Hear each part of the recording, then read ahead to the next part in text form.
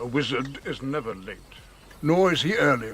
He arrives precisely when he means to.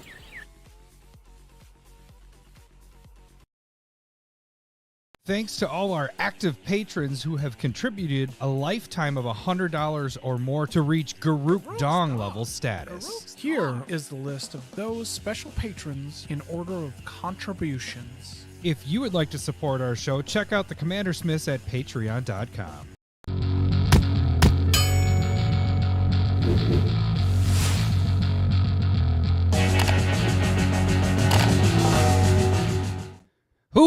Welcome to the Commander Smiths. We are the Commander Smiths. I'm Adam Smith. And I'm Lowry Smith. Don't worry. We're cousins. I like how you spoke into that microphone. You're like, we. Right there. Yeah. Oh, Can don't you do it. Smell what the Smiths are cooking. You're about to do what the Lowry is cooking. No, I'm not that self-centered. Come on. I did. I was going to say Lao. What the Lao? This goes with The Rock. Replacement a lot better. Sorry. We're not late. I appreciated Renshaw. You put the cake song. I don't know. Did you see a little? Oh, you probably couldn't see the chat bar. He did the reluctantly crouched at the starting line and then did the whole verse of it. And I was like, I wanted to. Yeah, that's a fucking fantastic song. But yes, that would have been a good opener song. Oh, that would have 3 years ago. Yeah. You mean like 10 years ago? Why 3 years ago? Number 2, if you write the song, I'll sing it. Oh, there you go. I forgot. That's what you meant. This is episode 286. And what are we doing today? This is going to be this is not a short episode. I have a feeling this is going to be a very long episode. Right. So we're going to end with Stump the Smith Savant if we have time. Right? Yep, right. Exactly. Yeah. We didn't talk about that beforehand, but yes. This is going to, I guess, this is internet, computer, sciencey, right in your tutorial wheelhouse that you're doing, right? Right. No, yeah. Let's start with the basics. How do I turn on my computer? How do I do that? Remember, I'm just lucky that it booted up when I plugged it in. Right. You just got off of your flip phone. You just upgraded to a smartphone like a year or two ago, right? At this point. I mean, then flips are back. So are you going to go out and get those flip phones? No, I'm not. I like my flat one. We pull that antenna out, so you get better service. But yeah, what are we actually doing? What do you think? I'm a doctor from the 80s or what? With the huge cell phone. We're gonna talk ChatGPT. How can it help your deck building skills, or there's a lot, as I like to say it, replace if you hate. I'd say I'm not gonna do opinions now. This is the intro. I'm done. You're gonna tell you I was gonna say the best. Jeff beat me to it. He wrote the best card is the Great Henge, Lowry, before we even do our list. Yeah, Jeff's just doing. Don't worry, guys. It's a short episode. Adam, he's just gonna quote what we do too often that he obviously enjoys and loves. That was the best. Is here or top 10. We're not going to tell you what it is, but Great Henge is number 1. Why are we listening anymore? Because it was obvious. So, where this ChatGPT thing kind of sprung is I've been doing a lot of driving, and I've been listening to a lot of podcast stuff. And there's a ChatGPT. I use it. For example, the episode today. And for the past couple months, every description, if you're watching the YouTube version, is generated from ChatGPT. I write out a thing saying blah blah blah. Yeah. This is what I want our episode to say, and then that's the worst part I hate is writing out stuff. And so I've been doing that for months. Well, just think of how long tags would be if you read off what ChatGPT gave us. Right. Just think how long that would be. It would be a segment by itself. That's what it would be. But anyway, so.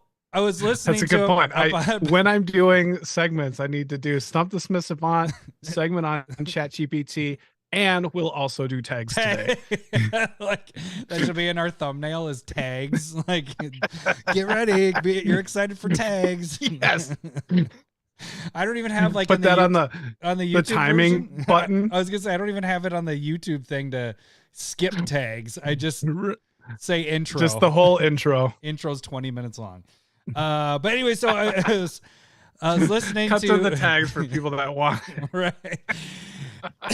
So I was listening, and they were just doing a ChatGPT discussion, and I got to thinking, of course, how do I mix this to Magic? And I was like, I wonder if ChatGPT could build a commander deck. Like, that was the first thing I wanted to figure out. So when I got home, that was the first thing I did, and I was like, holy shit, it did it. Like, and changed the variations of it. So we're going to talk about all the different stuff with ChatGPT, not only like search engine wise, building deck wise, but potentially, surprisingly, deck power level. This might solve the deck. Maybe this might be not solve. Let's say this might be a step, a solution to people just being, what's your deck power level? 7. You know, you don't really know. You could, when we get done with this, when we get done with that section, in theory, say, what's your ChatGPT or GPT deck power level? Because you're plugging it in there, it's rating everybody as the same. We'll talk about that more. And I think what I noticed is that out of all the decks that you did rate, average was a 7. It was, yeah. It is. Yeah, it's pretty close. And precons, we'll get to that too, or around the range that we had always said precons sat around. So it's my deck's a 7. Every deck is a 7 when it every deck's a 7. and you don't have that. So if we have time, we have Stump the Smith Savant. It will be are you on a 4-game losing streak at this point? I'm currently 4 at least, I believe. Yeah. So if we have time, if it doesn't, it's Rick Peterson is our stumper for this week. All right. If we don't have time, we'll get to that next week. I believe we gave away a Nazgul last week. So let's see, what was one of the new ones? Oh, I guess Delighted Halfling. Which one do you want? Would it be Delighted Halfling, Lowry, with the Wombo art? Pretty. Or do we do Sauron the Dark Lord with the alt art in foil? I'd say let's do the Halfling. Halfling. Okay, cool. All right, so that would be the giveaway if we get to that today. If we don't get to that today, it'll be for next week. Nice. Yeah, I don't know. Do you have anything you wanna talk about that you did over the last week? I mean, we could do that.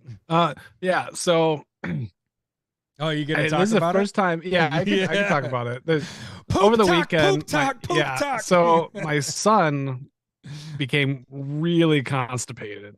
First time in his Well, there wasn't much of that going either. It was a like, full blockage. That's when it turns into those question mark farts where like it's really tight. Yeah. And so, but you know, that's not fun. And it finally, we were up for an hour from like midnight to 1, and then from 6 to 7 this morning, and then I was able to get everybody back down. Stomach pains and everything, like just hurt. Yeah, I think it was just that butthole. It was not. It was a lot of. He did not know how to handle that. He did not know how to handle that, and I understand. I could not advise him on how to better that pain. We gave him whatever children's aspirin or Tylenol, children's Tylenol. But I knew that he was gonna like get unclogged today because I had a good omen in the morning with the dog shitting in the house. So poop was in the air. I was like, poop's happening today. I know it. So it was a day. So the plug was on. I mean, you got to the point where today it's actually like, if it doesn't get unleashed, we might not be malording tonight at all. I was like, okay. Right. Well, we're not malording anyway, but I wasn't going to drink because I knew that I'd be up and it was going to be really bad. But that's like when you are constipated, it's like a plug, and you have an almost 5, almost 6-year-old. What's going on? And you got to explain, like, okay, well, plug out. It's like you have the tub and you put the plug in and it fills up with water. All that water is the poop in your body. You got to somehow push that plug through the tub. Through Not just the pull the size plug. of It a has to- small hole. You have a plug that's this big, and you're trying Right. to push it through the. Right. And you hope that everything in your body is softer than that plug. And that will be so it was so he's afraid of pooping right now. Yeah, I can see why. Which might make it worse.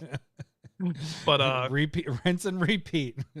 right. And I also hope that because we gave him laxative yesterday and today, so I'm should hoping help. that doesn't keep Oh. going in the system. I'm hoping that it just kind of did its job and let it run its course. I hope he doesn't just get like juice poops tomorrow or something. That'd be But he's gonna have not to put on something I a want. diaper because it's just coming out. right. Yeah. So my Anal leakage. my only input on that is I was kind of texting with you. I was like, yeah, Drake when he was little, about probably little Lau's age, we were gonna go to the zoo, and he just started having these stomach pains, and we got to my dad and stepmom's house, and he's just like just crying, and you could feel it in his abdomen, and it was just like solid. Like just a solid poop in his Solid, and he couldn't get it Ugh. out. So we didn't even go to the zoo. He was just in tears. I'm like trying to get like, prune juice and all that stuff. I'm like, I don't know what to freaking do. So we end up going home, and I think it was later that day he finally started pushing it out, but it, like you said, the plug was stuck, and I could see it, and his was stretching, and I had to use a thermometer and dig at it to get it out. And it was hard. It was like a rock. You take that thermometer and it's going ding, ding, ding. Basically. Well, no, it was chipping at it. Like I was just like getting chunks of it off. You get like a hammer in there. Yeah, and just chisel away at it. And then once that came out, like you said, with the plug though, with him, it actually, then it was very not hard after that. So I feel you, buddy. At least you didn't have to get a thermometer and pull the poop out. Like that was no, and like I have, I guess, better, my son's asking like, does this happen all the time? I'm like, no, I probably haven't had it happen in like 15 years. Like when I was playing football, you're eating a ton of protein and you're like squatting and doing abs, and that all like it pushed it into, just like really focus that shit into your intestines, I think. And that was always a rough couple of years. You have some Let's tears. say that. You have some tears after you go to the Oh bathroom. yeah. Oh yeah. I mean, when you're squatting where you don't want to sit, like you're working so hard that steps hurt and sitting is a pain. Like, and then the other thing is like, I think that it happens to women when they give birth. Like it just pushes everything together and they're like pushing really hard, but they don't want to shit, so it just like gets really compact in there. So I think women get constipated a bit too after birth. But I mean, other than that, I don't think so. I eat plenty of fiber. I do. How you doing with your cheese curd pizza and your cheese curds? Oh man. Doing all right? Oh dude, cheese curds are my vice. Those are Well, cheese curd blocks that I had. They were like that big, and then my cheese curd burger were those blocks on the burger. I could look through it. Like I took a picture. You saw it on Discord, right? I had my picture of my eye through the burger. It was delicious, man. And then cheese curd pizza on our way home yesterday. Yeah, it was amazing. Right. Well, okay. One thing that across the country and the world that people don't actually know, because they believe that the Midwest just like probably is constipated all the time, but we have evolved enough that we can have cheese and dairy all the time and not really cause problems. I poop about I'm glad this is people are tuning in, that I poop 2-3 days away or 3 times a day. I have a poop counter with my neighbor where I just like 1, 2, 3. It's at least 3 to 4 times a day. On a good day, it's 5. I think 5 is 5. Yeah. What are you, a bird? Jesus. I think that's why I stay like thinner. Is I'm like I think I poop all that. I eat like crap, but then I poop out a lot because I poop a lot. I'm on the walking treadmill. No, I don't. That's what actually gets me. You're supposed to poop after every meal. Oh, really? Like, I think that's what you're supposed to do, not just like 1 BM a day. Like I don't think it's supposed to be one big Baby Ruth or anything either. It might be Yeah. like rabbit. Little rabbit I don't turds. know. It's not Yeah, normally like little rabbit, but pellets. it is. It's not a toilet. It's not a bowl filler, is what it is. I mean, Right. Nothing you could be proud of, but RoboCop said Midwest Bowel Movements, the podcast. You thought you guys were tuning in to talk about magic? Fuck that. ChatGPT. We're talking about poop. The chat is clearly turning on us at this point. Oh, this is a shitty podcast. But there's some gifts there that we could say for All right, should we get to this? We are at our 17 minutes. We done our that's about stuff. right. Yeah, all right, we're we good. can Okay. tags. All right. You guys can support the Commander Smiths by becoming a patron. $1 or more gets you into the Discord. $5 or more gets you proxies if you so choose each month, and foil proxies the higher you move on those tiers. We do have some new inductees. Hold on, I do got to cut you off. I'm sorry. This is a terrible story from college. I was not involved, but I know that it happened. Poop on the mind. All right, so Rencha is saying, I will poop on your pillow. Now, I know somebody that farted on somebody's pillow, Pink eye, and the person got pink eye. Yes. God, college is so gross. It's fucking disgusting. Did they copy the movie from what movie is that? It's Knocked Up, where they all get pink eye. When did Knocked Up come out? This was like 2002? Yeah, when it happened. It was around there. I'm sure somebody on chat could check on the years, but I think it's okay. It's around that time, but it's like fuck, who's all in that? It's a girl from Knocked Up. It's like Seth Rogen. Thank you, Seth Rogen. What's not Elijah Wood? What is his name? The big dude that's not really skinny. That's in Seth Rogen's movies, like almost every single one of them. Jonah Hill. Jesus Christ, I could not remember his damn Jonah name. Hill is in there. Yep. Yeah, you're right. And then the gal. What's her name? I mean, she's from. It's not accepted, but I mean, it's a parallel. A little bit. Both have Jonah Hill. That's kind of like from that movie. Anytime that anybody gets pink eye, it's like, stop farting on pillows, because that's where you're getting it. It's totally a fart on pillow. Okay. Who's Garuk Dog level this Knocked week? Knocked Up came out 2007. So yours is early. So this is pre. Yeah, he's a terrible person. He wasn't influenced at all. He's the one that started it. That's where Knocked Up got it from. God, I hope not. All right. So $5 or more gets you proxies if you so choose each month. The higher you move on those tiers, you get foils. But we do have Garuk Dong levels. So you notice in the YouTube, I did not change. I figured out how to change stuff.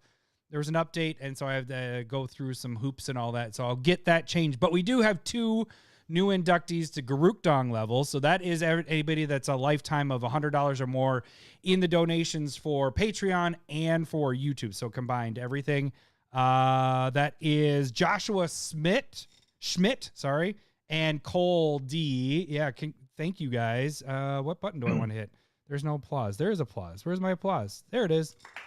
So that is Garuk Dong. Golden Garuk Dong is the next level. That's where you hit $500 or more. We have quite a few people in that level. And we give out, do you have your mat that you can show? The 500 is the Kill the Smiths. Otherwise, we have the regular play mats, which if you look at our background right now, that is what they pretty much look like. Larry's pulling up so that is the 500.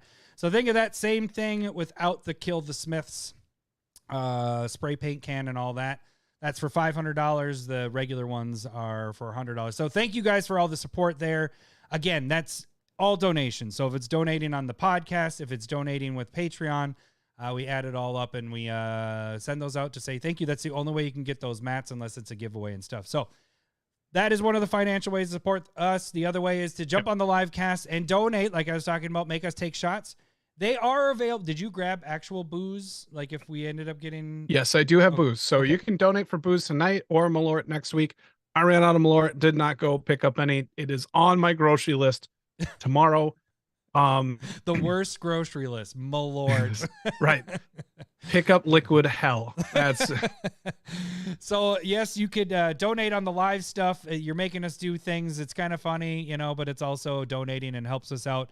Like I mentioned last week, we are in the works of trying to get the store started up, and all the donations to that helps us get to that point. The free way to support the cast is jump on YouTube and subscribe to us. Watch our videos. That also is kind of financially helping us if you're watching our videos there. We have tons of videos that go on. We talked about Secret Lair, went crazy last week. It's still going, by the way. We did that podcast, and I'm guessing it's going to be getting pretty close because Cute to Brute lasted about a week. We're at that week mark. Oh, no. This is at a week. Oh, Thursday. Thursday is when the week hits. So it's a limited quantity. I don't know how much there is, but check out that video. We also had, you did a deck tech last week. What was your deck tech? We're going to kind of talk about that today too. I did the enchantment precon, but not the precon, just built it like how I normally do it. So a Nixthia, Hand of Erebos. It's black, white, green. When an ETBs or attacks, you get to exile an enchantment from your yard and put a token zombie 3/3 version of that into play. It's really cool. I got it smoothed out, finished it a couple hours ago. That's why I'm not prepared for the podcast at all. And what's your excuse every other week? No, I'm just kidding. But just other decks, I guess. And then when I don't have a deck, I don't have excuses. I own it, but it's the same thing all the time. But it's a fun, cool deck. I think if you go and check out Moxfield, you'll kind of see how it ended up. But you can watch the video. As I always say in the video at the beginning, I should have this week, but watch it at 1.5 speed instead of 2 hours. It turns into, a little over an hour.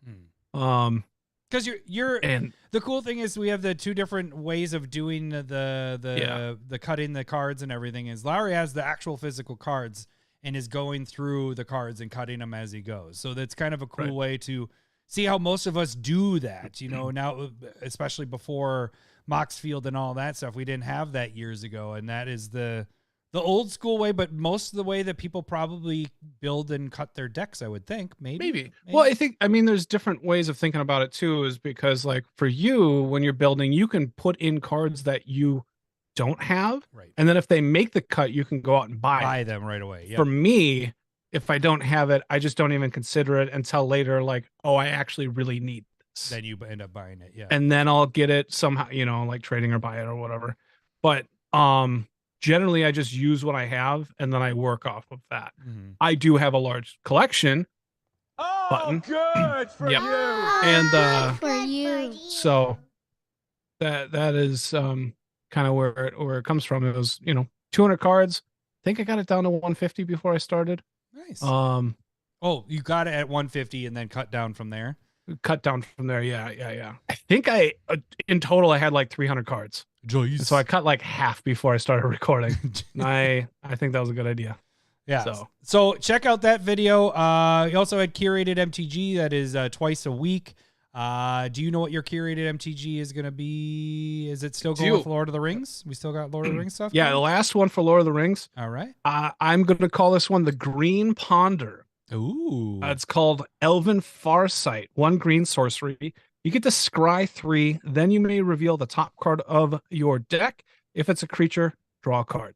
Oh. So I dig it. Very not exactly Ponder, but it's a green Ponder for sure. And I don't think it got enough talk or hype. And so we'll talk about some of the decks that it can go with, but it's just going to be, if you're creature heavy, I think it's a card for you. Oh, for sure. And you're in green. That's perfect for that. So the big thing with those is that's also on TikTok. Make sure you watch those shorts all the way through. Give those a like. Give this video a like as well. If you're watching any of our stuff, hit that like button. That helps us out quite a bit. We also, this week, for the first time in like 3 months because of summer and busyness and all that fun stuff, is we have Discord Commander. So that's another thing to become a patron, is you can get on these live streams when we do the Discord Commander play. So we're going to be doing that. I'll be playing Tom Bombadil. Ooh, hopefully I don't have an anxiety attack. You probably will. Yeah. And what deck are you going to be playing, Lau? I'll be playing You're playing Durin's Bane. Why? The Balrog, Durin's Bane. Yep. There we go.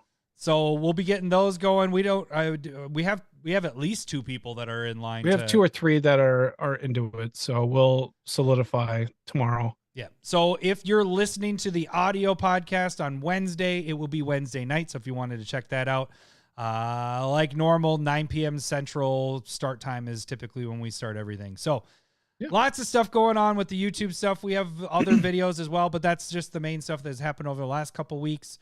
I think that's about it. Oh, then you can jump over to formerly Twitter, now X, and follow us there. You know, I don't know. I did that. You can follow us there. You can direct message us there, or you can direct message us by shooting us an email, commanderspace@gmail.com. And that is not where you can send the suggestions for this, because now we're going to get into our main segment, ChatGPT.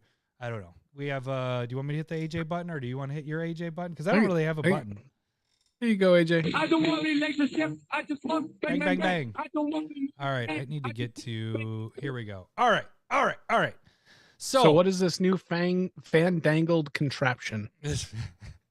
All right, Lowry. All right. So we're going to try to break this up into a couple. Oh, really quick before we get into stuff. I'm drinking Chris's donation from SmithCon. It's Old Smoky again. The Tennessee whiskey, salty caramel whiskey. So that is what I'm drinking tonight. I'm kind of trying to finish up all the rest of our SmithCon stuff. Yeah. I'm drinking the peanut butter porter from last week. It's even better. It's delicious. All right. So ChatGPT.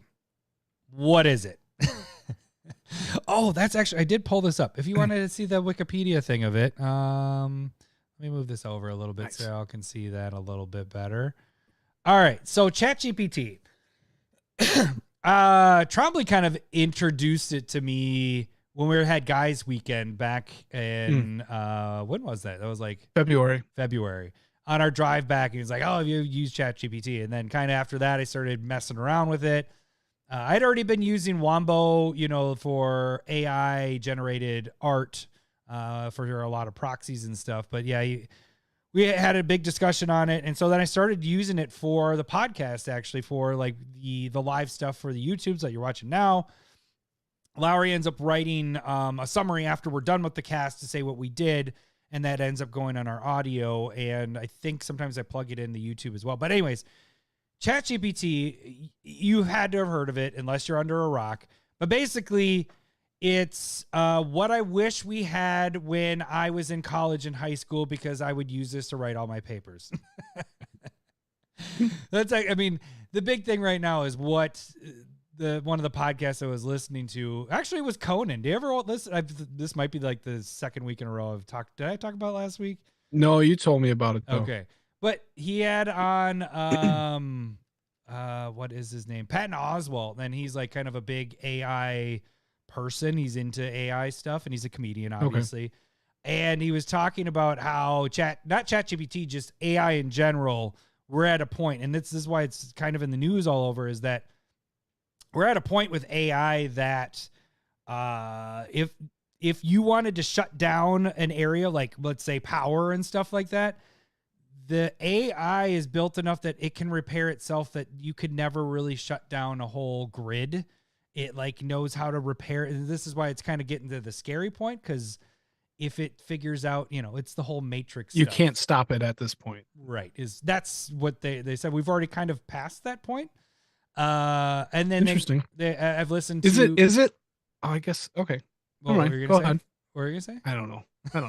Well, no, because then I was listening to, I think it was like the Washington Post or some other podcast news thing, and they were interviewing professors and students at colleges and stuff like that, and talking about ChatGPT. And the professor's just like, I could tell right when, we started seeing them like come in, I was getting papers and I was like, this doesn't sound like that student. This doesn't, whatever. And now he's like, I can't tell anymore. Like, he's like, I don't even know how to distinguish, the difference. And the students, like every single student's like, oh yeah, I use ChatGPT for this, and that. Some of them will be like, I only use it for like a guideline and blah, blah, blah, blah, blah. But, for the most part, I don't use it to just write the whole paper. Anyways. I am sure that any professor that I wrote a paper for wishes I used AI to at least spell check. So, and sentence structure, maybe a semicolon every once in a while. So what this got me thinking was like, how can this be used? How can we use this in like Commander? Like, is this possible? Like my first thing, like I mentioned earlier, was can it build a deck? Like, can it build a deck first off? And then second, can it build a decent deck and maybe even a really good deck? So what ChatGPT does is you write in a phrase or a sentence, or let me pull this back over here so you guys can see this better. Mm-hmm. What I have pulled up here is, and this is how you could use it in Magic. I wrote best 10 mil cards in a Bruvac deck for Commander. And so ChatGPT within seconds generated, Sphinx's Tutelage, Jace's Memory Adept, Mesmeric Orb, Fraying Sanity, Consuming Aberration, Mind Funeral, Hedron Crab, Traumatize, Glimpse the Unthinkable, and Archive Trap. So the cool thing is they give you this, but they also give explanations of why, I should say it gives explanations of what to use, why to use. I do want to point out that, it's not 100% right either. So right. Because Consuming Aberration is a black-blue card. See, there you go. Yep. So and Bruvac is mono-blue. And so clearly it's not, a Commander player, maybe in a standard or something, but it's you gotta check it out. Glimpse the Unthinkable is black-blue. Right. That's actually Mind a really Funeral good is black-blue. And so they're just taking maybe the best. So mill cards is probably mill cards. Yeah, but I'd have to think about it a little bit more for best mill cards, but yeah, so it's there though. Like all of them are good.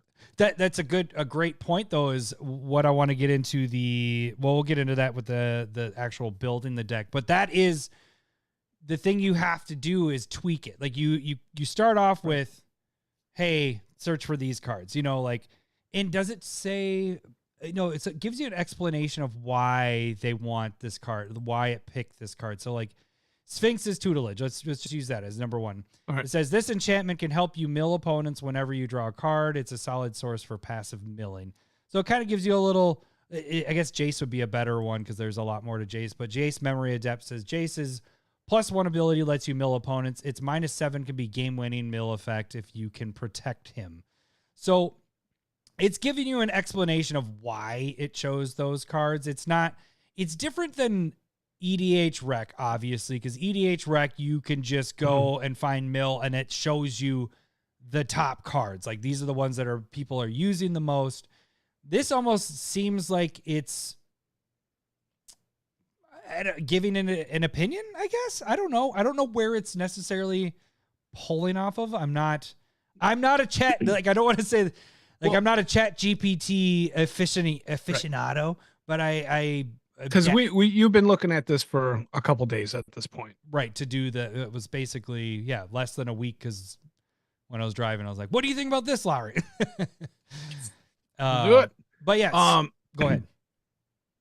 And so one thing that I do want to say too is like these AIs, they're not coming up with original thoughts or ideas or pictures, right? They're pulling it from the internet. Right. Well, yeah. Right. And so this is where like that's where the fault comes from, as in like it's not doing the critical thinking.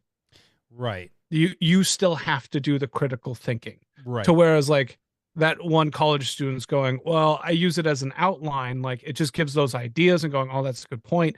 Let's use that a little bit more, or develop that into a paragraph, or, Sphinx's Tutelage is really good. Maybe I want to have more draw in my deck to utilize Sphinx's Tutelage and Teferi's Insight and stuff like that.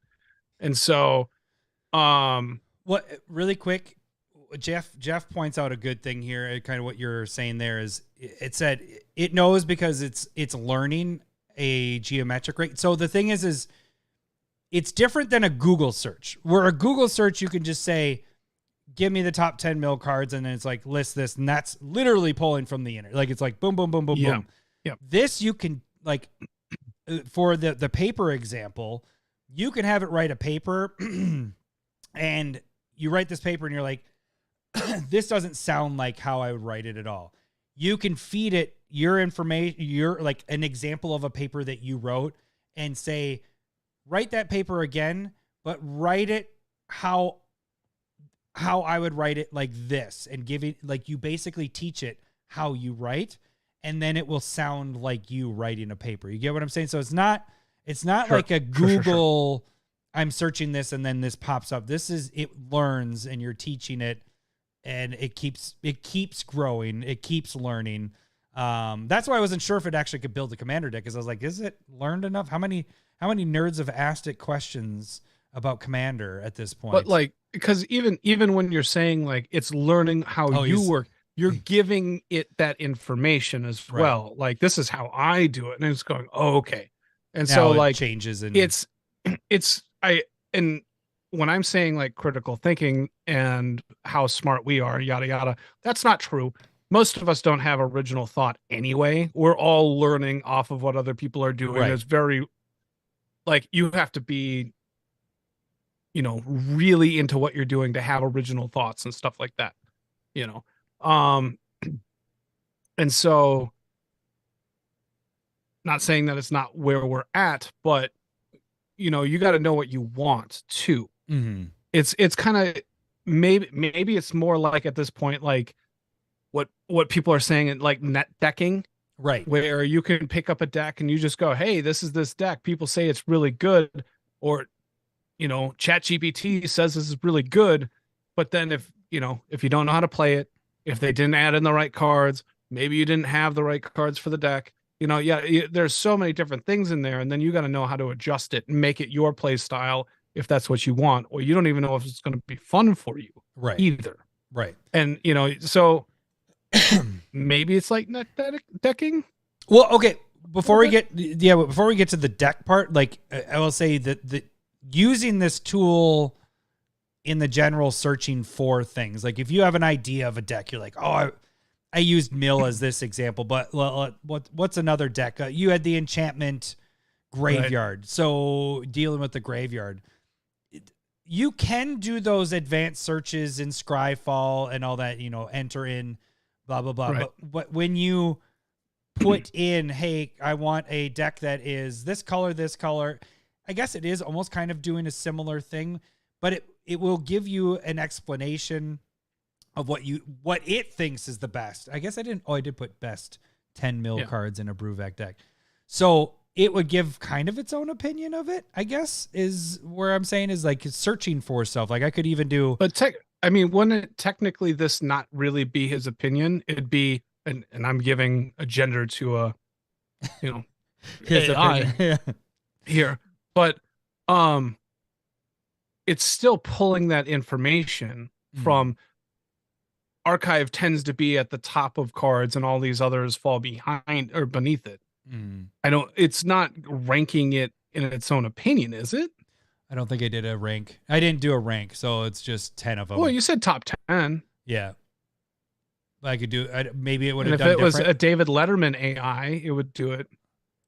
And so this is an example Ranked. here. If we did this, best 10 blue, let's see how that changes. Obviously, this is what we're going to get into in a little bit too. Right. I was going to say, like, maybe Brewvac has to have the full name. Maybe you got to say mono blue. Typically when I was doing all this stuff, I didn't have to write the full name of the commander, and it knew what I was talking about. Okay. But that was when I was doing the deck lists and stuff. So this time we got, I still see black blue and yeah, Glimpse of the Unthinkable and Mine Funeral. Yeah. But they're blue. They're blue, right? Oh, I guess I got to say mono blue. Yeah. So if we did that again, and let's throw in 10 mono blue cards and then hit enter. All right, let's see how that changes up. Why do you want me to do a Spanish hand blue? Still did. Doesn't make any Still sense. did it. stupid ChatGPT. I wouldn't insult the AI. I mean, it'll remember. That's a all good right. Just be nice to it. Okay, Hey, we just. let's How about you put in mono blue without black let's right. mill cards? I think we don't have to. Do that. Let's see. I want Being a smart ass. I want to break this. Mono Figure it blue, no black mill cards, no. And it's gonna say I'm racist. Let's see. It's gonna be around that 5 trauma. Oh, it still did it. It's just doing the same 10. Okay, let's just admit that Glimpse the Unthinkable is an amazing card, and it just will not let it go. it just and Mind Funeral, obviously, because those two are both in Mind Funeral. Glimpse are the two. You've killed me with Mind Funeral. Yeah, So that's a fun card. All right, let's get to the second part where we're talking about building the decks themselves. Let me refresh this a little bit. Okay, so building the decks themselves. It kind of started. This is when I got back from a drive, and I was like, all right. Okay. Build a commander deck on a power level scale of 1 to 10, and then I wrote in parentheses 1 being low power and 10 being the highest power level, using Magda as the commander and make it a power level 1. So this is what it generated. For those of you listening, we have the ramp package, Soul Ring, Arcane Signet, Mind Stone, Fire Diamond, Wayfarer's Bauble. Those are your ramp package. Token producers, it has Krinko Mob Boss, Dragon Fodder, Krinko's Command, Goblin. I'm not going to go through the whole thing. Yeah. But what I want to kind of show in this is that I asked it to make a Magda deck, and then it kind of gives you a description of what it built and all that. It built a Magda deck at a power level 1. And I put the goblin tokens in there for flavor. Goblins and dwarves are basically the same. It didn't do any of the things that Magda does. So that's the thing. Right. There's what? How many dwarves? We have a dwarven mine. That's not even a dwarf. None of these are dwarves. It has 0 dwarves. It has 0 dragons. They made a goblin token deck. Yes. So what they did is they just took Magda as the commander, and they're like, here's some good stuff for mono red and blah, blah, blah. This is what they threw together. Mm-hmm. Then I was like, okay, I didn't like that. Let's see the difference between, did the same exact thing, except this time I said power level 10. Here's where you're going to see a little bit of a difference. The ramp package turns into Mono Crypt, Box Diamond, Chrome Mox, Soul Ring, obviously, Mono Vault, Grim Monolith, Jeweled Lotus, Dockside Extortionist. Now you get some combos in there. They have Kiki Jiki, Dockside's in there. We got Dual Caster Mage. Then we get our removal and tutors like crazy. Gamble, Imperial, Recruiter, Goblin Matrix. Like they're just Goblin. Why are we again Goblin? It's I've seen some goblins before this too. Yeah. Yeah. And then where's my removal? So then it Pyroblast, Red Elemental Blast, Force of Will, Mana Drain, Pact of Negation, Lightning Bolt, Chaos Warp, Cyclonic Rift. So it does all like the top. Is it Magda deck still? Yeah, it's a Magda. Yeah, it's. Oh yeah, why is there a Cyclonic Rift? I didn't even catch. And Mana Drain and Force of Will. Yeah, that is a really good point. I'll tell you that having a blue in your mono red deck will make it better. That's what it's saying. It's so funny because I didn't even catch it when I first was built, like doing the whole search stuff. Basically, ChatGPT is Renshaw on your chat. Hear me out. How about you drop the black and blue, add red and green and black, make it a Jund deck. That's what it's saying. But it's really Magda. So make it. Get rid of Magda, add in a Niv Magus, Niv Mizzet, and make it a red-blue deck. That's what it is. So what it comes to is making commander decks. ChatGPT cheats. That's what it is. But again, okay, so going back to it, I didn't even catch that when I was doing this, so then I did it again. But then this time I added some things in. I'm like, okay, same exact thing, power level 10, but I want to use treasures, dwarves as part of the synergy. I wrote that as the end part. Okay. Then we started to see a little bit of a difference. They gave some dwarves. We got quite a few dwarves added there. We got. You keep an eye on still some combos. keep an eye on to see if there's any not red card. Oh, yep. There's one right there and another one. So they kept the Pact of Negation and Cyclonic Rift in. Where am I what did I say treasure? Where do our treasures pop in? Oh, Smothering Tide. So they added white in. They're not wrong. Adding white into this deck will get you more treasures. Do I need to say make a legal commander deck? Because maybe try it. Well, I'm curious. What's it land? What did it pick for land here? Like I don't. Scalding. Look at that. This asshole is playing off color fetches. Yeah. Which is still illegal. That's fine. Yeah, it is. Okay, so we noticed though that you you give it a little bit more and it gives you, so I guess that's the other part of what we want to talk about, the deck stuff. I don't want this to build the deck for me. I mean, there are going to be people that they don't have the time, which this is going to be a great tool for them, but don't cheat and use Cyclonic Rift in a mono red deck. You might want to use this to just be like, hey, I want to build. Okay, you have something you want to say. Go ahead. Is this the same thing as like a professor reading through your paper going, oh, this isn't supposed to be here at all? I feel the student doesn't know because we're correcting ChatGPT. It needs to get better. Right. We are professors of commanderology. I give this a D because you are in the wrong colors, or I guess a failing grade. That one's right. But no, I was just highlighting it. It was randomly. Yeah. Okay, so again, I want to go to the next step. So then I went to the next one. And I went, all right, level 10, using treasures, dwarves, dragons, and powerful artifacts as part of the synergy, and use dragons and artifacts as game winners. Let's see how that changes. So we still have the same mono ramp. We have Dockside. Smothering Tide is still in there. I'm surprised it didn't catch Sons that. of Bees. All right, where do we get our artifact support? Do we have any big artifacts? Welder. Yeah, there isn't any good. Vidalcan Archmage is a blue card. Yep, that is a blue one. Yep, there's another one. Then we got our dragons finally. We finally get dragons. There we go.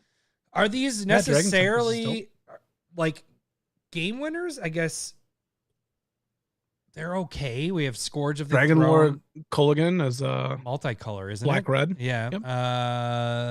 Sarkon's Triumph and Dragon Tempest. So I really wouldn't say the building aspect it's really amazing at. In fact, I'd say it's pretty bad at it. You have to teach it, but I will say it does give you ideas of, a blueprint or a rough draft of how you'd want to build the deck.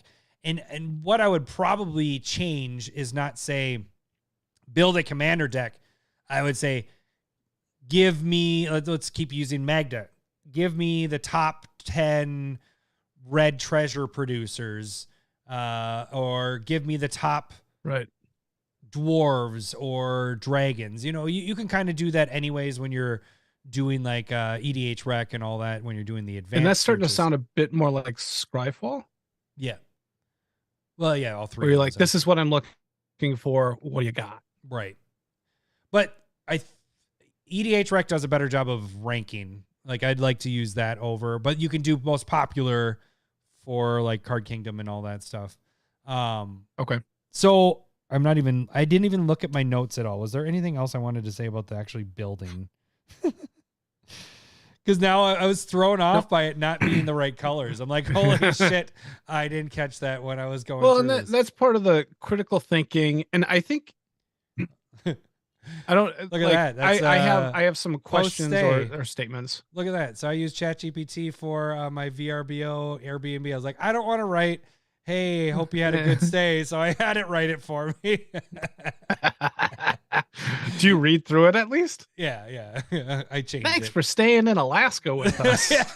No, what I end up doing, even with our podcast, is like I use it again like a blueprint. So I copy, paste it, and then I add it in stuff to make it sound like us. You're like join the Smith boys, blah blah blah blah blah. So anyways.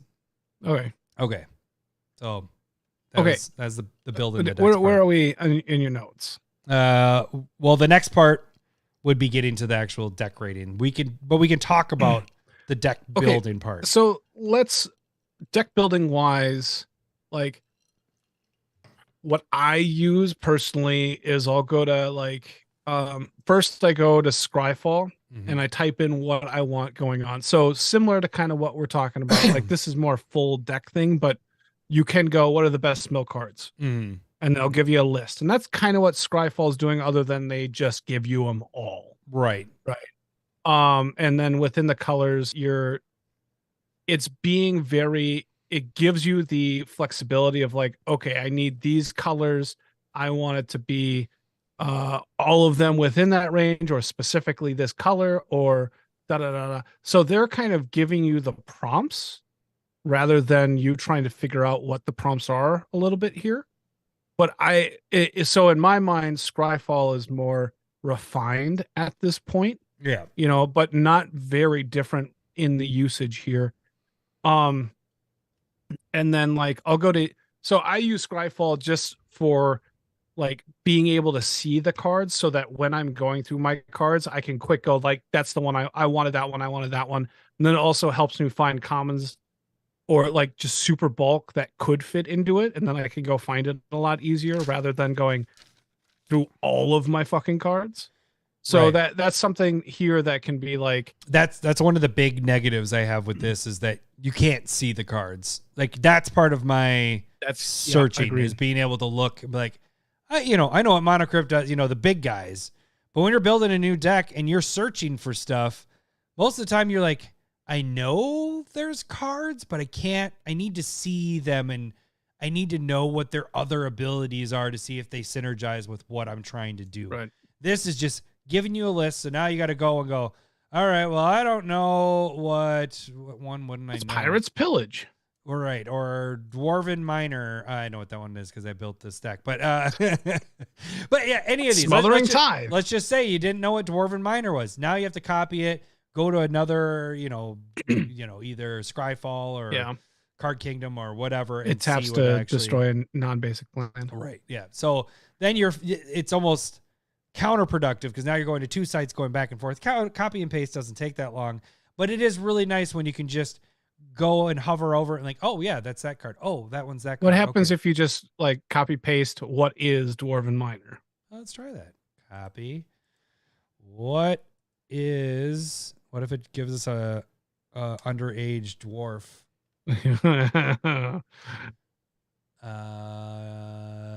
It says is a Magic Gathering Ground. It's a creature card, subtype dwarf, and an ability that allows you to sacrifice it to destroy target non-basic land. And then it says why it's used. It was originally printed in Mirage. Okay, so it doesn't give you exactly what it is, casting cost and all that stuff. It's close. But you could ask, sacrifice it. I don't think you sacrifice it. I don't think you do either. I think it's in a tap. Just taps. Yeah, there's like a mana cost, but what does yeah. So go ahead. But I just oh, there it is. It's definitely okay. Oh shit. Okay. So you're giving me a dissertation on I don't want to read. I just want to look at a picture. Mark Rosewater made this card under duress because he was trying to fill in the common slot. Okay, so some of the pros I wrote here was like, it can build a deck for you. We already talked about that, like kind of. Yeah. You can build a cheating deck, but if you get a little more specific with the words, you could probably get it fine-tuned there. It can help you search for ideas, like if you just want to. It can. Yeah. But you can also do that with Scryfall and stuff with keywords and all that stuff. But this might help you. I would more use it as the building part of. I don't know if I would use it necessarily to build a deck, but if I were, it would be more to outline a deck. Like, where's my starting point? And I'd get very detailed with it, like what I wanted to do. I want to see what it picks out. But like you, I do a very similar thing. Scryfall is kind of, I go after keywords. I'm like, okay, this deck is we're going to keep using Magda as the example, but it's dealing with treasures, and dwarves are the way I get my treasures. Then I'll just do dwarves. Actually, you don't even need to look for treasures because you need your dwarves to tap. So I'd probably just look at the top dwarf stuff. So I don't always go to Scryfall first. I typically will do Card Kingdom and do like the top searches, not searches, top Okay. most popular. And then Scryfall I just started using recently because I didn't know they had an advanced tool. Because Card Kingdom was always my go-to for advanced tools so I know to run that. Advanced tools is fantastic. Yeah. So so I do Scryfall Advanced. Yep. And then that'll get me the visual on it. And then I go through my piles and piles of cards around my magic room. And then good for you. And then after the deck, like if I need something, obviously you think about it, but then if you're kind of at a loss, then I'll either go back to Scryfall or go over to EDH Rec and just go like, okay, what are people finding to like fill this need? And if it isn't there, then it isn't there. But like the nice thing, like Scryfall is specific for what you're kind of looking for. And I feel like that's what ChatGPT is kind of doing here, but it's less refined at this point. And then EDH Rec is kind of like congregation of what everybody else is doing, even though, and everybody's going like, oh, that feels like net decking or everything's the same. It's just a resource, right? And how are you using it? Like if you just go through on EDH Rec and you're going, oh, all these are good ideas. It depends on where you want to be, but not all the cards go together. Yeah. Just like, the black-blue cards for Mill don't go in a Bruvac deck. Right. So you got to go and like, what, this ain't going to work here. It's a little bit more refined on any Magic site because that's what they're doing. That's what they're doing. That's why I was curious to see if this would even know. Like I was always what's going on here. Right. I was like, does it even know what Magic is? Like how how will this actually work out? And so I like seeing what's going on here as like a tool and like a barometer of where it's at, because even though we'll get to the deck power levels and everything, but when you sit down and go like, oh, I don't use any of these cards on a power level 10, like, so I know I'm not a 10. You know what I mean? And we've talked about that plenty of times. Like, I don't think we're a 7 either. I think we play and build at like an 8. Yeah. We'll find that out here in a second. Right. But at the same time, like we know when you're looking at the 10, you're going, oh, there's a ton of tutors. We don't use more than 1 or 2 and they're harder to work with. It's a defense of the heart versus worldly tutor. Right. Like, it fits with what theme we're doing or typically. Yeah. Right. And so that's something that you can I think it's a good comparison tool. And we already know that it's not perfect, but even just looking through the deck building stuff, you're just kind of going like, well, I'm glad that I'm not a 10 because I'm not meaning to be a 10. I'm not trying to be competitive. And that's why like Red Elemental Blast and Pyroblast are going to be in those top competitive lists. But that's not applicable to me or you because number 1, we're not counterspelling. And number 2, everybody's playing red instead of blue. So you're fine. That was a joke. Red is the best. Red. Red is the best. You're red. You're playing. I'm running Hydroblast. So, so to kind of piggyback on that, you're doing a good segue to get to the power level stuff. I want to make one more thing there is that with the deck building, my cons with it was that it needs a lot of guidance, obviously, because it's doing the wrong colors. Yep.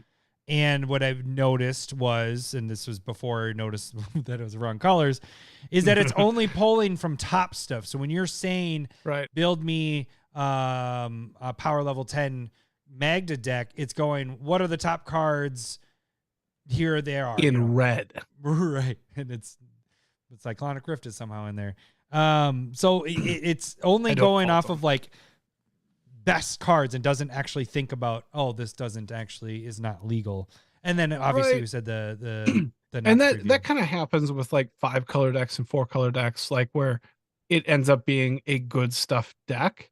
Yeah. And essentially what they're doing is they're leaning into CEDH and good stuff decks. And I think maybe it's a good barometer for somebody like Cole and who just became Grook's dong level. Congratulations. I remember, when we were up at Lutzen, he was just kind of like, how do you, it wasn't directed towards anybody, but it was just kind of like, how do you avoid just putting in the best cards? And I think when you look at it and compare this and you're going, are you using these cards? And if you're like, no, well, then technically you're not having that problem either, because the best cards is a fairly narrow avenue. Mm-hmm. And I think if you're there are different levels to this, and you can see that in the power level of 1 or 10. And I think that's a really good part of this, the ChatGPT part of what would somebody who wants a power level 1, and I don't think when you were testing it out and we were talking about it, I don't think there was a huge difference between like 1 and 3 and 7 and 10. Right. Like I think it's like 1, 10, and maybe a 5 in the middle to create differences. But having those power level 1s, being able to see like, well, how many of these cards am I using? That kind of sets it a little bit in perspective of where you're at, along with 10. And so, like, obviously you're going to be in that range and what you're building, and like everybody's a 7 type thing, but having it show a perspective of what are good cards, what are bad cards, not necessarily bad cards, but budget cards. Right. Because like, it says Fire Diamond. I'm like, yeah, that is not a card I play. But that can power you down as a ramp card. If you're going, I don't use that, but I need a weaker form of this deck so that my play group will play with me or be nicer to me and stuff like that. You can go through that list and use it and go, you know what, that could power me down. That can power me down. And so that can help you. Or, man, I'm getting blown out. And you can look at a 10 and go, you know what, I can add that in. That would help me a lot. I'll add that in. And so I think it's adding a really good perspective when we get to power levels, which we should do of where to look at in just a second. Or do you want to point one thing out? I did this before. I didn't have my save search, but I did build a Tom Bombadil deck. That was one of my examples. And it built the Tom Bombadil deck and didn't put any sagas in it. So I was just like, it's 5 color. And then that's when it used all good stuff. It was like all the best stuff and all that. Mm-hmm. I just tried to do it again. And it says, I'm sorry, Tom Bombadil is officially not recognized or supported in Commander and Magic the Gathering. It's like, you son of a bitch, you did it before, and it is. Son of a bitch. You liar. You're a liar. All right. Okay, so that was there. Wait, is this? Oh, I think I moved down. That'd be great. AI is like, I hate Universes Beyond, so you don't get to use it either. All right, so now let's move into I gotta freshen my drink up here, but we're gonna get into the RoboCop. He took off a little bit. ChatGPT, the GPT scale or GPT power level. This is where I think where we can use this right now. Hang on, I'm gonna get my. Oh, you use the Onyxia deck that I have. You have built. Yes. Yep. Okay. So, Lowry built, as he mentioned in the shout outs, the tags and everything, that he built his Onyxia deck. Onyxia, right? I say it Onyxia. I don't know if that's right. So we have a lot of examples here that I want to show you. So first off, what you kind of need to do is you need to get your deck. Either you're going to manually type in each card, which I did not do here, or you get it on any of the sites, any online sites, which I highly recommend you do. For one, if you decide to tear apart your deck and you need to use the cards for something else, if you're not using proxies, or if you are using proxies, you just need to use those cards again, at least your deck is always there. So you can always go back to it. So I think having it on like Moxfield or Tapped Out or any of the other online ones is a great idea. But then you can also use it to do your power level scale here. So this is where I think right now we can use ChatGPT to kind of, we've had this discussion. Everybody has this discussion. What's your power? Like, how do you grade it? We even had an episode, a year and a half ago, maybe at this point. 2? Is it 2 where we talked about like, if you use tutors, it pops it up and all that stuff. We kind of like, that might have been like a year and a half ago, but I think we've had the discussion twice. Yeah. So, and we didn't really even have like a solution. We just had our kind of like, this is it. I think this is a good way to do it. So what I wrote was on a scale, same thing as before, on a scale of 1 to 10, 1 being low power and 10 being highest power, rate my Onyxia Commander deck as far as power level. So I plugged it in. I put Lowry's whole deck that he just built.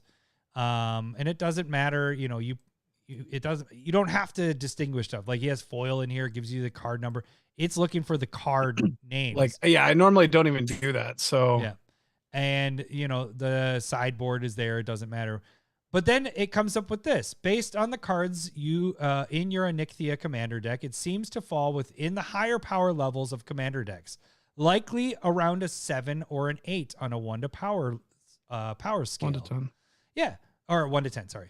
And here are a few factors that contribute to this assessment. And then it breaks it down. Commander synergy, mana base, and ramp. It says your deck includes a strong mana base with cards like Bayou, Godless Shrine, Overgrown Tomb, Temple, blah, blah, blah, blah, blah.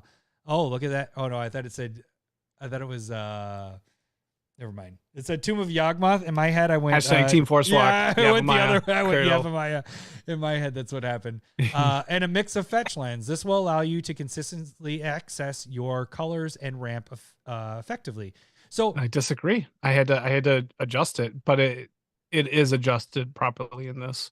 But this is the weird thing. Like, so I was going through, I had 35 land in there up until midday today, right? And I can go through and I'm just going like, I'm not hitting my lands. I have a couple of cards that allow me to play more lands. So like Composer of Spring, Elysian of the Dryad of the Elysian Grove, and Exploration. Yeah. And so they allow you to play more lands, but I wasn't even getting proper drops. Like I wasn't even getting a drop per turn type thing. And then, so what I did was, all I did was take out a card and put in City of Brass, and then take out Ash Barrens, add in a forest, and the deck is smooth. Like it just gets so much better. And so I saw City of Brass on that list real quick, and just those little tweaks where you're just kind of like, you know what, something isn't happening, and you need to figure out what, why, where. Those are things that I don't think AI will do for a while. Right. It might be sooner. And than so you think, like but that, yeah. that's that part of like critical thinking that you need to go through and like, what's the problem? Why isn't this working? And asking yourself those questions. So at the very end, it has 8 points of why it gave it between a 7 and an 8. And at the end it says, however, the power level of the commander deck can also be influenced by overall strategy, competitiveness of your play group, and specific interactions you have in your deck. Keep in mind the power level assessments can vary from play group to play group, so it's a good idea to have a conversation with that's funny that with your play group to ensure it's giving a disclaimer. I love it. It's always so. I'm gonna skip to the bottom because we'll come back up to stuff here, and I want to give more examples, or we can just go through some more. Let's go through more examples. Keep in mind that Lowry's Onyxia deck that he built was a 7 or an 8. We will get to the pre-con of what it gave it as well. I just want to kind of throw in some of the other ones. So we did Magda on here. I did the same thing. Threw my Magda on there. And this is your deck? Yep. This one gave a straight power level 7. I thought this was one of my higher powered decks. Right. It's wrong. That's a easy 8 to 9. Yeah. So I don't know if because it doesn't recognize when I'm trying to make it build a damn deck. So maybe that's what the problem is it doesn't recognize that I can just basically search my whole deck and find all that stuff. Well, let's see what its assessment is. However, that's another disclaimer. It does. It does a disclaimer. The same one. Doesn't want you to feel hurt. So then I did Edgin, Edgin, that was the Dungeons and Dragons one. This one gave another 7. I thought this was more higher power. No, it was Braids. So then I did your Muldrotha next. So your Muldrotha deck gave it an 8. I can see that. I believe that. Yeah, I thought that was one of your more powerful ones. I think I did your Omnath one, and that gave it between a 6 and a 7. But I thought that was one of your more powerful ones too. So that one might not be catching the synergy of that. So then I did Braids, and I think this was our highest rated. Is that between an 8 and a 9 for Braids? Okay. Which I don't. Yeah, it's a good deck, but I don't feel like it's an 8 or a 9. But maybe that's. I was thinking that maybe that's because it's a monocolored thing is why it did that. Is like then it feels like all my stuff is proper, like easy to get out because it's all black, instead of. No. I would say that your Braids and Magda are similar power level. Like we got to control that commander or it's going to take over the game. And so, and how your deck has run, you got some brutal cards in there. I think you have said that you've taken out like Contamination and stuff like that, which just locked down the board. And so you have some powerful cards. I didn't take it out. I didn't. No, you didn't. All right. I mean, you could always do what I do. Oh, maybe I have been thinking about this. Maybe you can write this down after, but maybe we should do like a house rules segment about like different ideas on how to adjust house rules. I don't know. But I think Magda is at the Braids power level. It's very, very good. When you pull it out, people go, oh shit. And you got, I would say personally that you have more decks that are in that realm than I do. You piss people off more than I do. What are you talking about? I do. No, but that's my personality. So not my decks.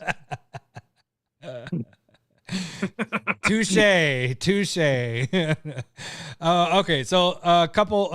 Is that it for that? I did Uratet. I wanted to see what Uratet landed to, but that was a Planeswalker. It's a Planeswalker, and that gave it a 7 to an 8, which Uratet's a pretty decent. I like that deck a lot. All right, so now, I did Tom Bombadil too. So now it understands Tom Bombadil.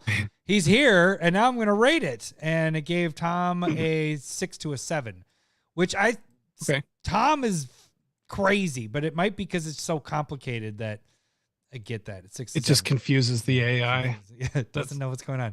All right, so now we get into the pre-con. So first off, I started with the Frodo and Sam Commander deck from the Lord of the Rings, and it gave it a rating. So it goes to a 4 to a 6. So it doesn't just keep going 7, 7, 7, 7, 8, 7, whatever. It gave this pre-con, and it gives it a little different breakdown. It doesn't break it down to the numbers that it did before. Did you all do all 4 of the Lord of the Rings ones? I did 2 of the Lord of the Rings and 2 of the Commander Masters. Which was the other one that you did for Lord of the Rings? I did your Sauron one. Okay. Because I was going to say, like, I could rate them, and that'd be interesting if it'd be, like, similar thoughts. Because, like, when me and Alex and our 2 friends played, I would say the food one was mid to worse. Like, I played the food one, and somebody else played the food one in the 2 games we played, and you didn't really do anything. Sauron one was better. Humans one was probably the best. So, but Sauron, I'd probably put at, what is it? This one's a 5 to 6? 4 to 6. Is that what we're saying? 4 to 6? I'd probably put this at like a 5 to, or Sauron is like a 6-ish. That'd be my guess. Let's get to Sauron then. Speaking of Sauron, we did a Sauron, and it gave it a rating between a 5 and a 6. Okay. So where you were saying, yep. Totally makes sense. So a little bit higher power than the food. Then we jump into the Commander Master. So remember, Lowry's deck, you built it said a 7 to an 8. Wasn't that what we get? Yep, 7 to an 8, a Nixthia deck.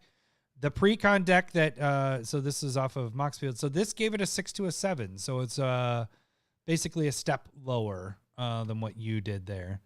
Okay. So you only improved it by 1, Lowry. Just a little bit.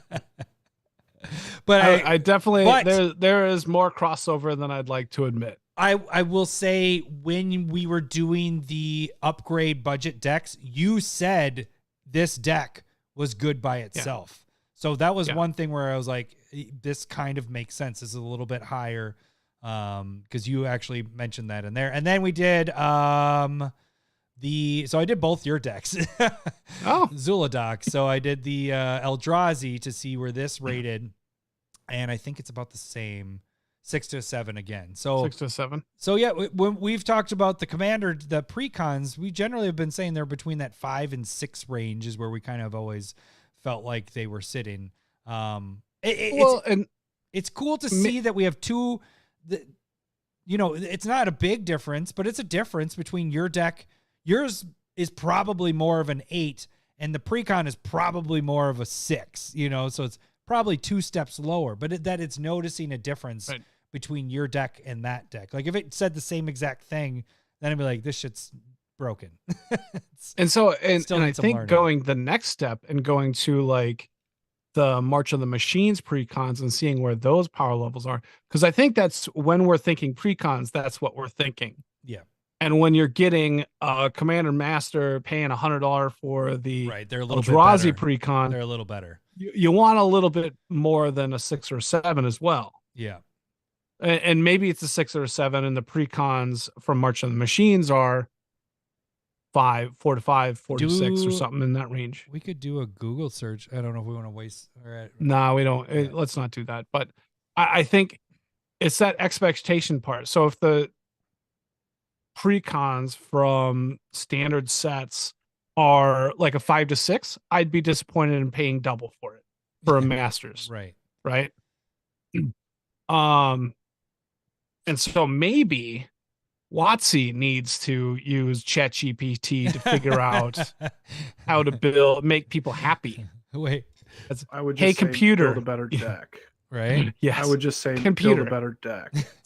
Where's the G spot? Oh. How do I make people happy? But okay, so in the long run, like I think this right now, this can be used in your play groups. If people are concerned about where your levels are, you rate your deck by throwing it on. Really good point. And your ChatGPT, throw the deck on and see where it pops up, and then you can say on the GPT power level scale, mine says it's between a 6 and a 7. It isn't.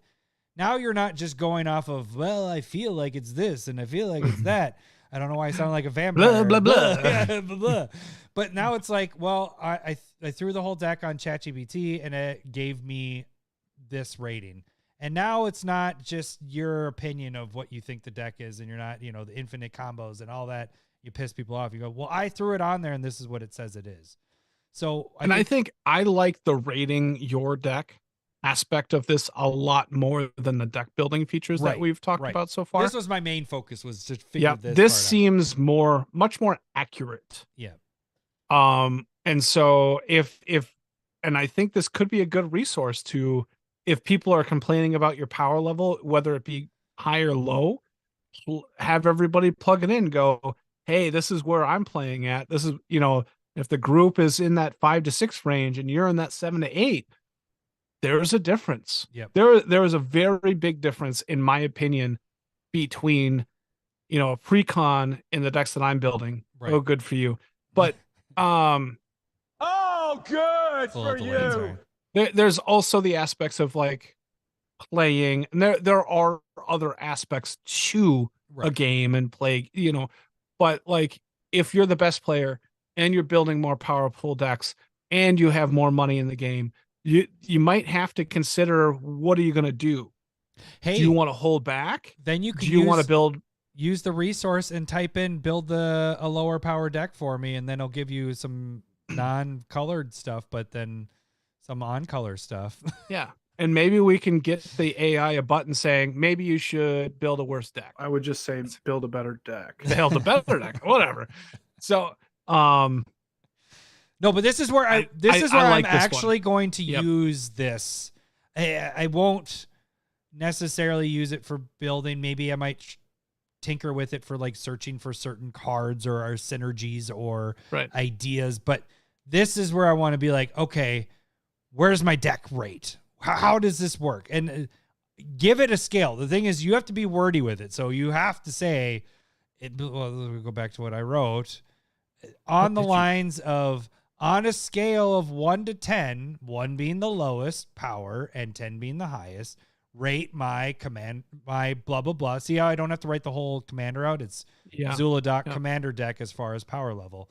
And then you just plug it in, put the whole deck in there. Make sure if you're on Moxfield, there's a way to export. So any of the other ones, they have an export button, export your deck, because they want you to, if you want to be able to put it other places or whatever, that's how you do it. Copy, paste, plug it in here, and it does it in seconds. So you could get all your decks rated in half an hour. Like, seriously, it does not take long, because it only takes seconds to figure it out. And then you can go to people and be like, well, on ChatGPT, this is what it rates my deck. So fuck off. Right. And really, in the long run, we don't, if we're going, this is more accurate than people's feelings of this is a 7. And so I think if people went and made this more of a thing, that can be probably more valuable than having the power level discussion. Right. Like, and if you can just go like, well, it's saying that mine's a 4 or 5, it feels like 6 or 7, or I know I'm a better player or whatever. Like those are the things, but you can show up and be like, if you know, half the people are like, oh, my ChatGPT score for this deck is a yada. And then other people are like, oh, okay. Like, I feel like that's much more fair. It's at least a point to go from. It's not a feeling. It's like, here's a thing that, and I'm not positive on this, but the more that people would use that, the more it would learn, I'm guessing, and maybe be more accurate with the ratings and get I'm sure it does talk about infinite combos and stuff like that when you're doing the building part, so I'm sure it recognizes that, and then it does give the tips at the end of why it gave the rating of where it's at. So it's very good explanation of stuff in there. I think this is how we use ChatGPT as Commander players, especially because the deck power level is a thing that is so no one's on the same page with it. Everybody says it's a 7. EDH Rec made the April Fool's thing where you could plug in your deck and it would rate it, and it was always a 7. This is actually giving you different numbers. This is not just going. That's true. That was a theoretical, funny, haha, April Fools. This is actually plugging it in, and it's giving you different ratings depending on the deck. And we're giving you examples here that the pre-cons are lower compared to the decks that we build. Not being like, oh, we're such good deck builders. Well, look at me. Look at us. But it's more of, hey, a person building the deck compared to what Wizards gives you. And like we've talked about, the mana base is a huge thing. Getting that right probably might bring it up, might not. But getting your synergies right might help it. But you have a comparison. For like Onyxia, yeah, I was going to. It didn't even say. I had Sarah's Sanctum.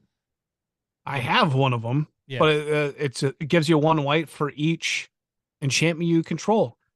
Unless you got 100+ to shell out for it at this point, like. That's a huge power upgrade. Yeah. It's Gaia's Cradle for enchantments. Like, it's fucking bonkers. It's a reserve list, all that fun stuff there. Yeah. Yeah. So yeah. I like this as that kind of resource, and it'd be nice if this is the only thing that does this, and I think that's the part that makes it special. Mm-hmm. Like, that's the part, because as I said, like, deck building wise, I have tools that I like. Not saying that everybody wants or likes those tools. And so that this could be something different for those kind of people that like want different things from their deck building. Because again, we've had this discussion. I love building decks. Mm-hmm. It's something that I really enjoy. It's something that I really enjoy tweaking around, and not everybody loves that. Mm-hmm. And this potentially is that system as well. It's probably still better in EDH Rec or net decking type thing, but yeah, we've talked about it's just another resource. Right. So Anyways, so long and short and summary of it all is use it as a tool. But I think if you're listening to this, if you're watching this, test it out, man. Throw your deck on there and see where it gives your deck. I'd be curious what people's decks are like in comments below with YouTube and all that stuff, just to see what it gave your deck rating, where you felt like your deck. Let me rephrase that. Put in the comments where you feel your deck should be and what it gave it as a rating. So that's what I'd be curious. Like if you're like, I feel like this deck is a 6 and it gave it a 5, or I felt like it was a 6, but it put it at an 8 or whatever. I'm curious because I felt like most of the ratings were right. Magda, I felt like was a little off. I think it was off too. Yeah. But that's the only one where I was like, that one's a little off. Maybe Urtet, I feel, it also is the player that plays them too. That does the pilot and everything. But if I'm looking at Urtet, your mirror Planeswalker deck, I think I would rate it where ChatGPT had it. You son of a bitch. Right. It does not. It looks like a pile of fucking cards. All right, man. I'm sorry. But it plays very well. It's a fun deck. Plays very well. Yeah. Well, I mean, because again, that's difference too. It's a fun deck. It's not an aggressive, like it's going to win the game every time deck, it's right. So that is probably, I mean, you can have that discussion and at the same time go like, Planeswalker decks, unless metagamed for or like planned for, I have no Planeswalker removal in any of my decks. Right.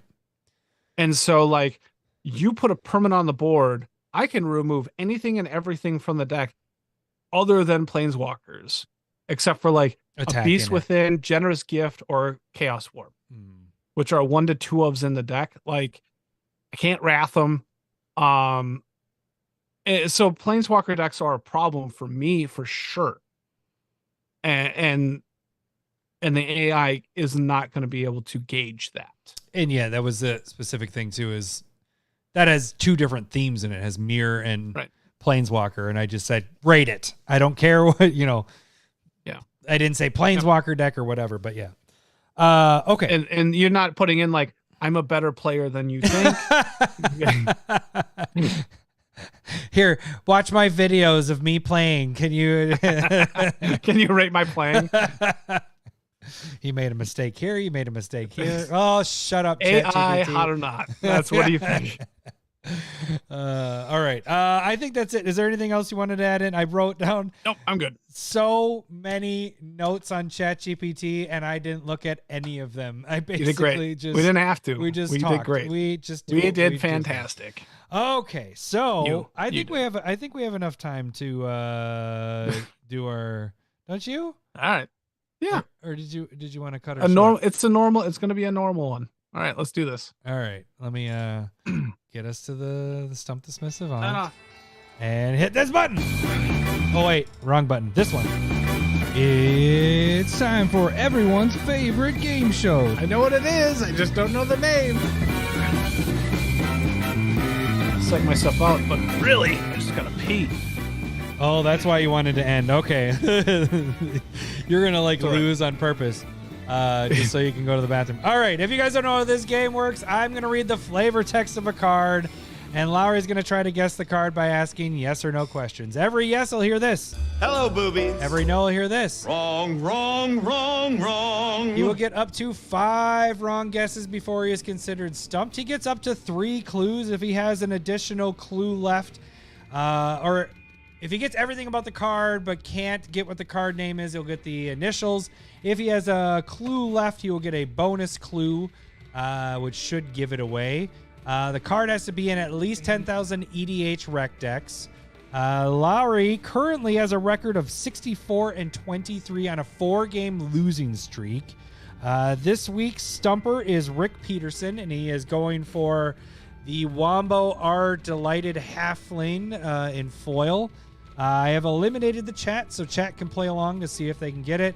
Renshai has already guessed Jackal, Lightning Bolt, Jeweled Lotus, Wasteland, and Read the Bones, none of which are right. What about full art Jeweled Lotus? A flart. I do want to say, to defend myself, before this run, I had never lost twice in a row. Yeah. Currently, I'm at 4 losses in a row, but that's in my defense type thing. Stump the regular guy that plays Magic. That's a terrible name. You thought Stump the Smith Savant was a long name? Yeah. I can't fit that on the screen. All right. All right, here we go. I'm going to pull the flavor text up on the screen. I think that's it, everything. Yeah, okay. Oh, yeah, after every 3 weeks, if Lowry, that's why I forget that part. If he gets 3 weeks of not getting stumped, we'll add more cards to the ante. So you don't even have to add this on. It's fine. Not until maybe next week. All right. Here is the flavor text. Where'd all the birds go? Cauldron Jungle Sightseer. Where'd all the birds go? Cauldron Jungle Sightseer. All right. Cauldron? Jeff says Lowry just needs to try guessing the right card. No, you're right. That is a correct way of looking at and this. Renchai says I just need to pick his card because then you'll win again because you just win every time it's Renchai. That's true. The person who's better than me at this game cannot pick a card Yeah, that can't stump to have him win. Because they're all just obvious to him. Yeah, you're like, instant, got it. All right, that's over. All right, where'd all the birds go? Cauldron Jungle Sightseer. Okay, so first reaction makes me want to say it's green. Is that It could be something. What? I was gonna say, No. I'm I'm talking my way through. Yeah. This could be something that, like, gets rid of flying. Maybe like hurricane doesn't really fit, but it does like get rid of all the birds. But I don't think it's hurricane. But it could be like whirlwind. Which destroys all flying creatures. It still feels like a green card. It's still in my mind. I'm saying all these like I'm sorcery just laughing because cards. Jeff goes, be right back asking ChatGPT what the card is. It's Bing. Let's go with, is this a green color identity card? Hello, boobies. All right, they hate the Flyers. I don't know if I want to do this or not. Let's go with it. I think it's removal. I want to say it's. I cannot place Cauldron Jungle Sightseer. Like Cauldron, as in like what plane it's on. I kind of want to say that. There's a creature in my mind. I'm not there yet. That it could be that like produces elephant tokens. But is this? I'm gonna go with like removal. So is this a? Is this a non-permanent card? Wrong. It's a permanent card. I want to hear that. Hello, boobies. It's a permanent Hello, card. boobies. Right. There you go. Sorry. All right, I'll take first clue, please. The art features a chameleon taking down a drake. Not my son, but a drake. I know what it is. I know what the card is. I just don't know the name. Shit. It's 4 and 2 green. Wrong. What? It's not. It's 2 wrong already, huh? Can I hear that? The art features a chameleon taking down a drake. Oh, I guess it's not. Okay. Shoot. There you go, Renshai. Renshai got it. Taking down a drake.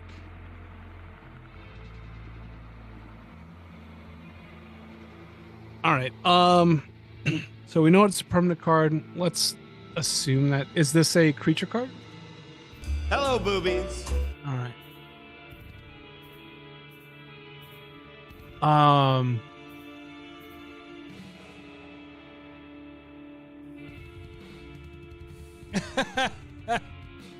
What are you doing there? I'm acting out the card. I'll take a second clue, please. All right, this is a long second clue, so bear All right. with me here. You might get it a couple times. The text features an ability that helps block a type of evasive creatures, but doesn't help with evasion, and destruction of that type of evasion for power.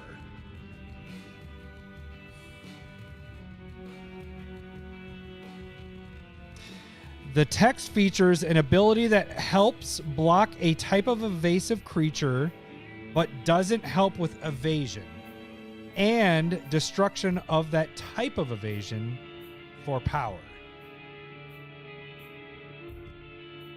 All right. Well, reach is involved. Hello, boobies. Can you read the second part of that? Yeah, that was that whole first part is the giving you reach. Yeah. And destruction of that type of evasion for power.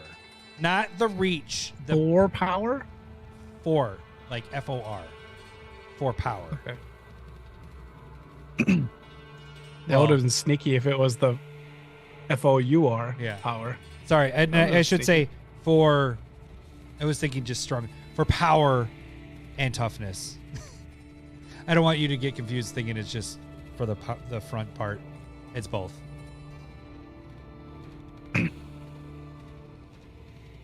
One more time, please. Just the end part? Yeah. Okay. And destruction of the type of evasion for power and toughness. So you can figure out, because it can block a certain type of evasion. So what is that? Well, reach. Well, right, but what is it? What can it block? What is it? Flying. Right. So Right. destruction of that type of evasion for power and toughness. You get what I'm saying? It's going to destroy flyers, but I don't understand the power and toughness part. So that's what I'm working my way through right now.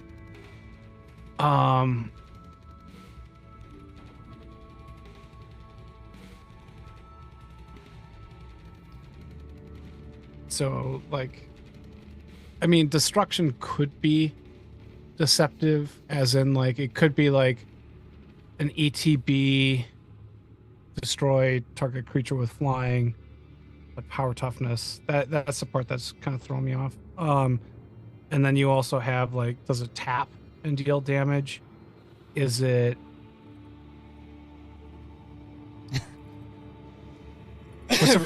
What's the first clue again? The art features a chameleon taking down a drake.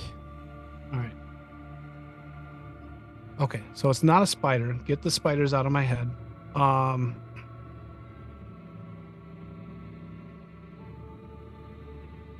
Yeah, it shouldn't be a spider. Like, is it a spider chameleon? I doubt it. Like, for a second, I was thinking like Silklash spider, because you can, like, X green deal damage to all flyers for X damage type thing. So kind of like Hurricane as well. But I feel like it's an ETB, destroy target creature.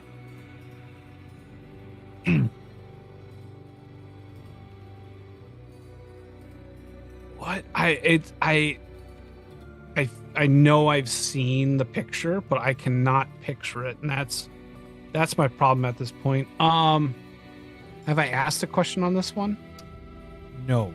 But you don't have to. I can give you the third clue. You're right. I'll take a third clue. All right, this card is in 11,000 EDH rec decks. So Close. All right. it was first printed in Commander 2018 and is in 64% of all Gargaros Vicious Watcher decks. Do you know which one Are you that is? fucking sure that the mana cost is not 4 and 2 green? It's not 4 and 2 green.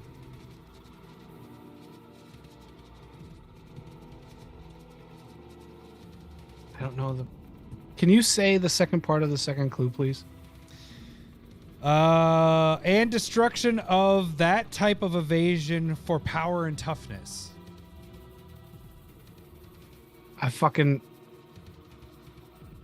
All right. No, I was right on the card, but my CMC is off. It is a Correct. Hydra. So it ETBs and destroys all flying creatures with flying. Hello, boobies. It gets counters on it equal to the amount of creatures that are destroyed. Hello, So boobies. +1/+1 counters. It does have reach. Yep. Um, Do you know its power and toughness?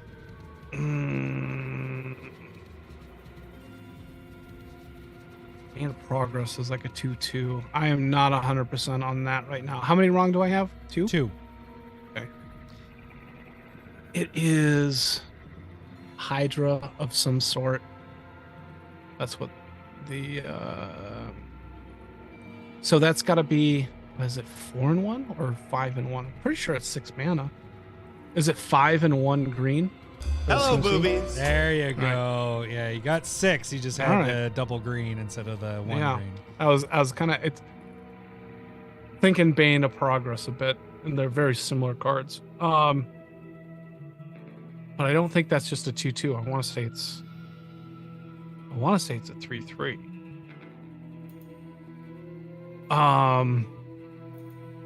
But is that the last thing that I need to get is power toughness? Our creature type.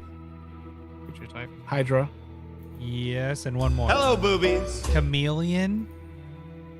God,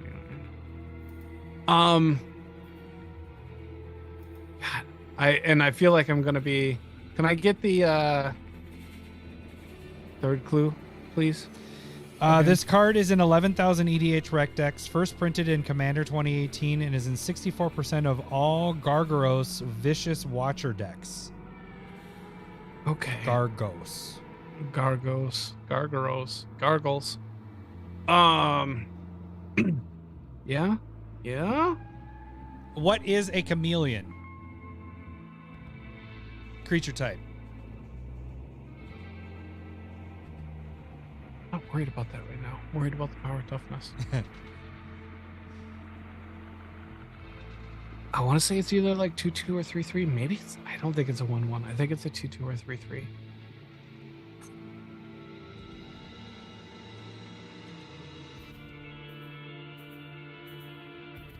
Is this power toughness 2/2 or 3/3?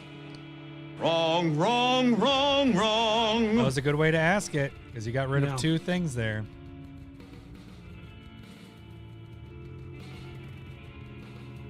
I guess it could be 1/1 or a 4/4. Could be 4/4. Feeling heavier. 3 wrong. Okay, switch gears. Creature type.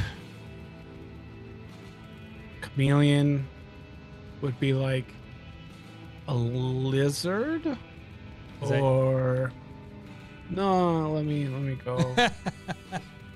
What else could it be? So I know it's like something Hydra. Is it a lizard? Is it a what else could it be? Turtles got their own shit going on. Lizard's a real thing. It's not a dinosaur. It's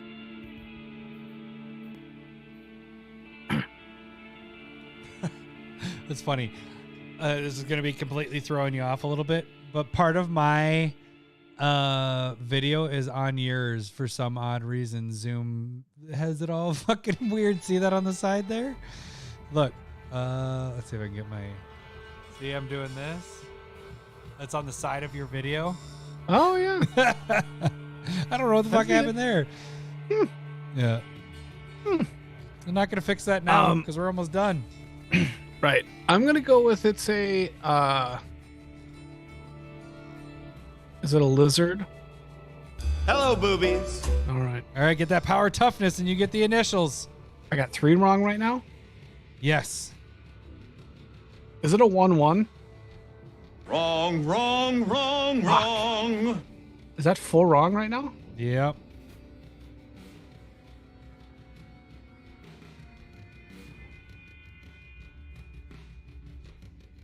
You know it's not a 1/1. You know it's not a 2/2. You know it's not a 3/3. I don't think it's uneven. 4/4 seems a bit aggressive, but my goodness, I know the name.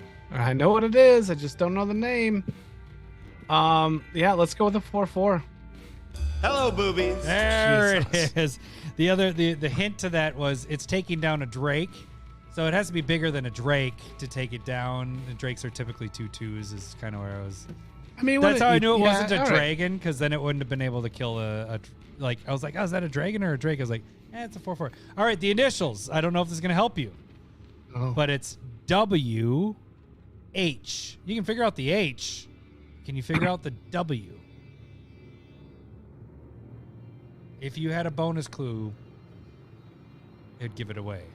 Yeah, I needed that third one though. Yeah. Okay. Second word's Hydra. Hello, boobies.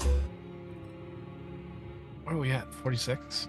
So we've been doing this for 15-ish minutes. All right.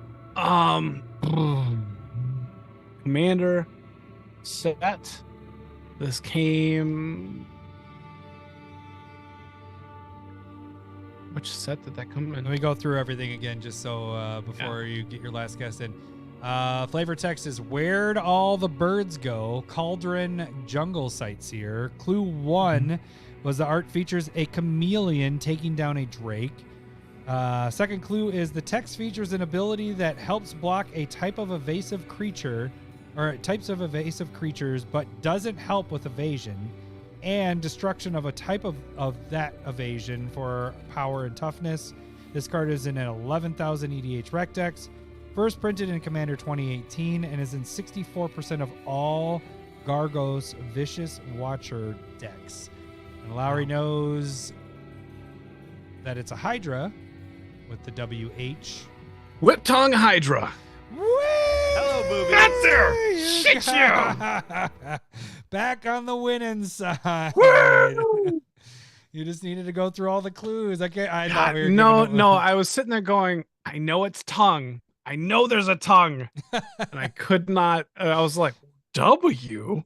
What is going on?